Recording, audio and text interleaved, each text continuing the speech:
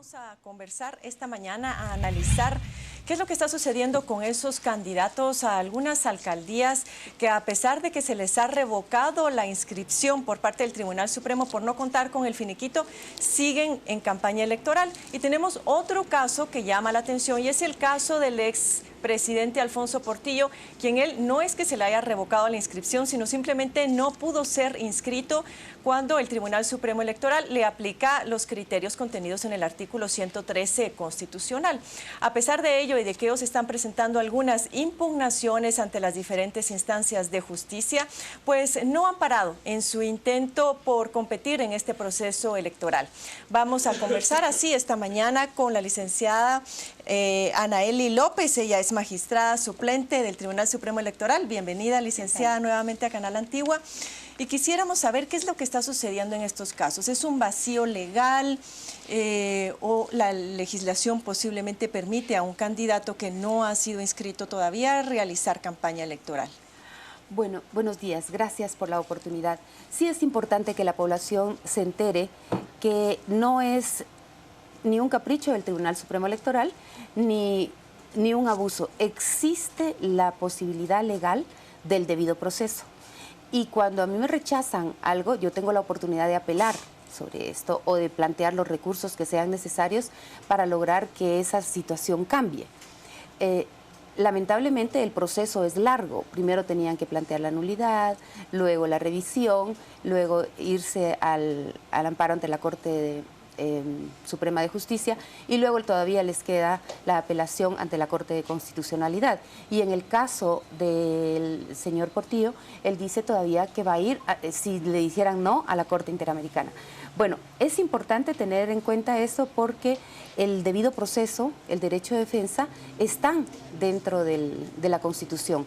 Entonces, el problema es que los candidatos han abusado de estos recursos cuando conocen perfectamente que existe un impedimento o que simplemente no lo voy a aceptar y voy a agotar todos los recursos que la ley me permite. Y lo permite la ley. Es decir, está en la Constitución, está en la ley electoral y ellos sí pueden apelar todas estas veces y agotar todas las instancias. Es más, el señor Portillo, como bien él lo dice, si me dice que no la Corte de Constitucionalidad, pues me voy a la Corte Interamericana. Eso sería en noviembre. Pero eso es en términos de su derecho a que finalmente el tribunal decida inscribirlos, ganar el proceso judicial y bueno, y que se ordene al Tribunal Supremo Electoral la inscripción. Pero otra cosa muy distinta es el no estar inscritos y estar realizando campaña. Ese es otro problema, porque tenemos dos casos que han sido denunciados altamente y la gente está desesperada porque hay candidatos a alcaldes que están haciendo propaganda a pesar de saber que no pueden hacerlo. Uno es Gándara, que compite por Villanueva, Maynor Morales, quien compite por San Miguel Petapa. Sí, no les ha importado, o sea, lo que se conoce como, podríamos decir, cinismo político, ¿verdad? Porque ellos saben que no, pero siguen induciendo a las personas a error. Creemos que hay un caso pendiente de Gándara que él impugnó sabiendo que el finiquito es un elemento esencial. No es aquí si no existe otra interpretación. O presenta el finiquito o no entra. Y ya su finiquito fue revocado por orden de la Corte de Constitucionalidad y a solicitud de la Contraloría General de Cuentas. Es decir, a él se le había otorgado y luego la Contraloría General de Cuentas impugnó ese haberle otorgado por orden judicial el finiquito, lo impugnó y la Corte de Constitucionalidad le dio luz verde a la Contraloría para retirar ese finiquito. Al informar al tribunal que no existía ese finiquito, el tribunal lo retira del cargo.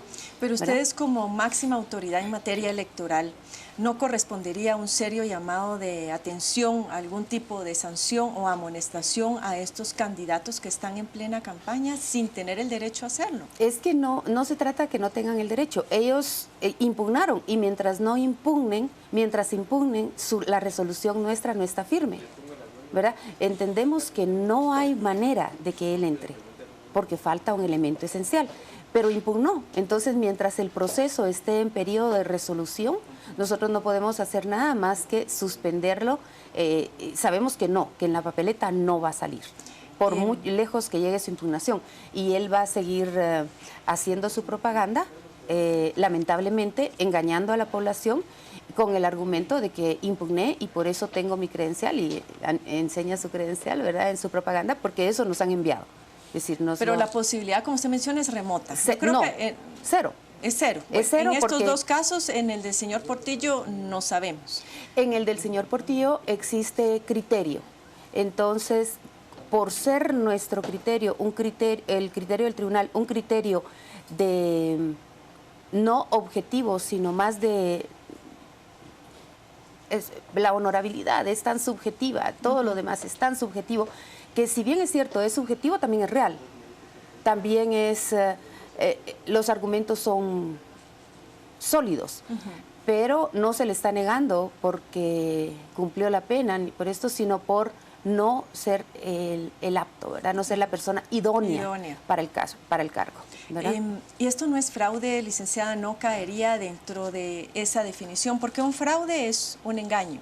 Correcto. Y una no es inducción posible... a error también es un engaño, pero no cae en delito, digamos, no lo convierte en delito, no lo convierte en una forma de perseguible penalmente, porque está ejerciendo derechos que la ley le otorga. Ahora bien, en el caso de que, a pesar de que usted dice que es nula la posibilidad de que los candidatos esos a quienes se les revocó la inscripción pudieran competir en la contienda. Caso hipotético, los tribunales de justicia decidieran que, bueno, que sí procede y el tribunal tiene que volver a inscribirlos, eso sí modifica la impresión de las papeletas, es decir, hay que volver a iniciar el proceso para incluirlos dentro de la papeleta electoral. Correcto, hay que volver a imprimir la papeleta, es lo triste, ¿verdad? Porque es un gasto, una pérdida de tiempo y un gasto extra para el tribunal, que ya estando cortos en nuestro presupuesto, eso ocasiona mucho daño. Yo, como persona, no como tribunal, me atrevería a hacer un llamado a los políticos que están en esta circunstancia, haciendo el ambiente más controversial, más difícil, con más incertidumbre, con menos credibilidad, a desistir por esta vez. Si yo no puedo, si el tribunal me ha dicho, si lamentablemente no obtuve mi finiquito, dejar que la fiesta se celebre en paz, ¿verdad? Porque si no vamos a tener algo similar a lo del evento pasado, que a medio periodo vamos a estar celebrando otras elecciones de estas personas que impugnaron y la Corte no resolvió en tiempo. Creemos que el hecho de que las Cortes no resuelvan en tiempo es un tema también de retardo que esperamos no sea malicioso, y sabemos que no es malicioso, pero se debieran conocer con prioridad todos los amparos del Tribunal Supremo Electoral para poder tener limpia la papeleta y no tener que imprimir dos veces, ¿verdad? Es decir, que sí es posible para una Corte Suprema de Justicia o una Corte de Constitucionalidad poder, digamos, graduar sus tiempos en virtud de los calendarios electorales, en de este la caso, de un urgencia evento electoral tan importante como este. Así es una urgencia electoral. Es decir, yo lo trataría como emergencia, como esto va primas de todas formas, porque el interés social prevalece sobre el interés particular. Pero a pesar de que nuestro criterio es ese, que el interés social prevalece sobre el interés particular, el tema jurisdiccional ya no lo controlamos. Y ellos sí tienen todo ese derecho y van a movilizar el ambiente, ¿verdad? Yo diría que si alguien se ganaría la voluntad de la población es, bueno, yo desisto con tal de no tener más frentes políticos. Hoy doy un paso a un costado y dejo... Así es, si la vida sigue y oportunidades va a haber más, ¿verdad? No sumo más tensión. Es que sí, tenemos tensión en todos lados, ¿verdad? Todo el mundo quiere ser, no se siente el qué hacer, pareciera que no va en la línea que la sociedad quiere, y por más que se haga, se estanca y uno se siente hasta impotente decirle a la población, es que no lo inscribimos atendiendo la demanda popular y atendiendo al 113 constitucional y atendiendo la necesidad del momento de un refrescar moral de la sociedad, pero no, pero de todas maneras van por orden judicial y la gente se indigna, ¿verdad? Claro. Y no se trata de eso, van no por orden judicial, van porque ellos utilizaron los mecanismos legales y terminó siendo allá. Entonces el Supremo nos queda grande, ¿verdad? Claro. Sí. Vamos a conocer, licenciada, qué es lo que está opinando nuestro público televidente en redes sociales con Mario, quien va a dar lectura a algunos comentarios. Mario, por favor. Gracias, Carmen. Así es, le planteamos la pregunta a la audiencia en redes sociales. ¿Qué opina de estas personas que sin inscripción realizan campaña en esta contienda? Veamos qué dice en las redes sociales. Por ejemplo, en Facebook. Aquí Vicky Rodas nos dice obstinados. Jafet Víctor Ismael nos dice no aparece en ninguna parte de la ley de Guatemala que impida o prohíba estas actuaciones. Por ahora es normal, dice el televidente. Freddy Noé, bueno, simplemente les dice bestias. Silvia Santiago, invierten su dinero no solo en propaganda, también en comprar voluntades. Por eso continúan. Solo queda castigar con el voto, dice la televidente. También Marlene Meléndez, es un engaño. Deberían de ponerlos en la cárcel. Choni de la Cruz, si ya son vicealcaldes, no quieren soltar la guayaba. Ambición de robar, necios, dice Carlos Augusto Afán. Yarib Kilo, lo peor, se les ve el ansia de llegar al poder y robar todo cuanto puedan. Es inaudito, dice el televidente. Parte de los comentarios, Carmen, que la audiencia deja en las redes sociales. Volvemos a la entrevista. Gracias, Mario. Pues esos son los calificativos, ¿no? Obstinación, necedad por parte de los candidatos. Pues, lamentablemente no se aplica a un criterio ético, no se aprende a leer el momento político y el sentir ciudadano que les permita, pues, como usted bien mencionaba, dar un paso a un costado, retirarse en esta ocasión y dilucidar y seguir trabajando en su situación legal de cara al próximo proceso electoral, si así fuera. Pero pasemos ahora a otro tema, licenciada. Hoy por la tarde se mencionaba en el espacio noticioso que el Tribunal Supremo Electoral va a presentar el estado del padrón electoral, con lo cual se da otro paso en la logística. Entonces hablemos ahora un poco de esto, si nos pudiera adelantar algo sobre la situación del padrón y cómo estamos, si estamos o no estamos ya preparados para ir a elecciones el próximo 6 de septiembre. Bueno, la verdad es que estamos bastante adelantados y solo el hecho de haber depurado el padrón. Depurar el padrón quiere decir quitar a los cuerpos de seguridad, quitar a las personas que ya fallecieron, quitar a las personas que por alguna otra, que están cumpliendo condena en prisión y quitar a aquellas personas que por alguna u otra razón han perdido sus derechos ciudadanos. Al limpiar el padrón está apto para que las personas podamos, para que todos los ciudadanos podamos ejercer el voto. Eso es quizá el paso más grande, porque es el listado de los que sí podemos. ¿Qué porcentaje de credibilidad o de veracidad o de confianza tiene nuestro padrón electoral después de esta depuración? Fíjese que la OEA el año pasado nos dio 93. Creo que es bueno. Y ese porcentaje 7, que también podría ser alto, radica en los que están viviendo en el exterior sin haber notificado esa situación. Es decir, se fueron empadronados, ¿verdad? O los que se fueron se fueron empadronados. Tiene que haberse ido empadronados para que ese porcentaje de error salte, ¿verdad? Claro. Que son personas que nunca han votado, pero que aparecen en el padrón. ¿Qué tanto nos afectaría esa transición? Esta es la primera elección que se va a llevar a cabo con DPI. Todavía en las anteriores elecciones fuimos con los 2 documentos. Así es. ¿Qué tanto pudo haber afectado esta transición, sobre todo a las personas jóvenes? ¿Se empadronaron? ¿O pues yo creo que a las personas jóvenes no las va a afectar, al contrario, ellos están limpios porque ellos van directamente con el documento con el que nacieron, digamos. Ese fue su primer documento. El problema es nosotros los que la vez pasada teníamos cédula y votamos con DPI, pero atrás el DPI tenía nuestro número de cédula y estábamos empadronados con cédula, entonces no había problema porque decía, claro, aquí está el número de cédula. Si estas personas que votamos con cédula no se actualizaron sus datos con el DPI, puede darse un problemita ahí que la gente no aparezca actualizada. No hay duda que vamos a tener que tener un programa específico para informar a la población sobre estas situaciones, porque también hubo confusión en quienes obtuvieron su DPI por primera vez y pensaron que era automático el proceso de empadronamiento. Exacto, y posiblemente no fueron a empadronarse. Entonces vale la pena informar al ciudadano sobre esto, lo haremos más adelante. Pero tengo 2 preguntas más fundamentales porque el tiempo se agota. Una es seguridad en la transmisión de datos el día de las elecciones, que es algo que preocupa mucho y es fuente de conflicto. ¿Estamos preparados con lo que eso significa?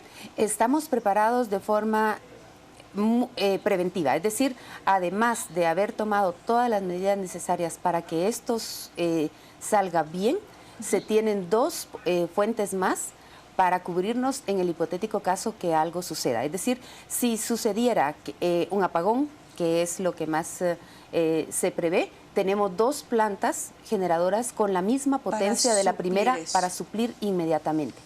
Por otra parte, si los datos llegaran, hubiera una saturación de datos en un momento dado, no hay problema porque la empresa que está trasladando los datos, conservando los datos, tiene un sistema espejo. Es decir, a ellos va a seguirles entrando, aunque a nosotros se nos detenga un momentito por el exceso, que estamos tratando de que no sea así, que la velocidad y la capacidad sea la suficiente para tolerar todo lo que viene, y ya hemos pasado 2 elecciones que ha sido así, que se ha tolerado perfectamente.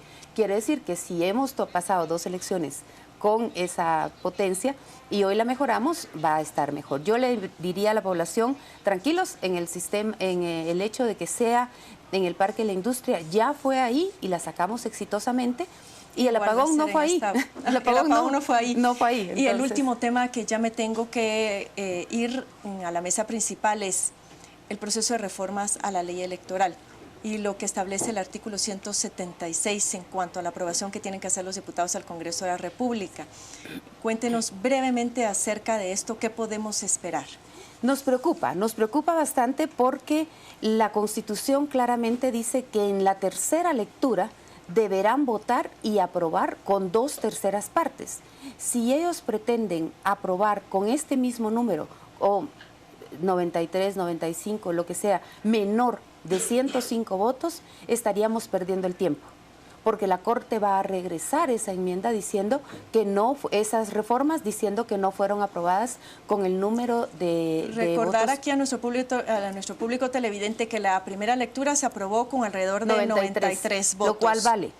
La segunda lectura fue creo que con 85. Así es. Lo cual usted cree que vale. Vale. En esta ocasión los diputados están diciendo que con el mismo número van a aprobar en tercera lectura. Y no vale. Y no vale. No vale. Y aquí prácticamente damos por perdidos los votos del líder y los votos del PP, con lo cual lo más probable es que no van a llegar a los 105 votos. Aún así lo van a mandar a la Corte de Constitucionalidad a sabiendas de que eso va a ser regresado nuevamente. Correcto. Al Congreso. Entonces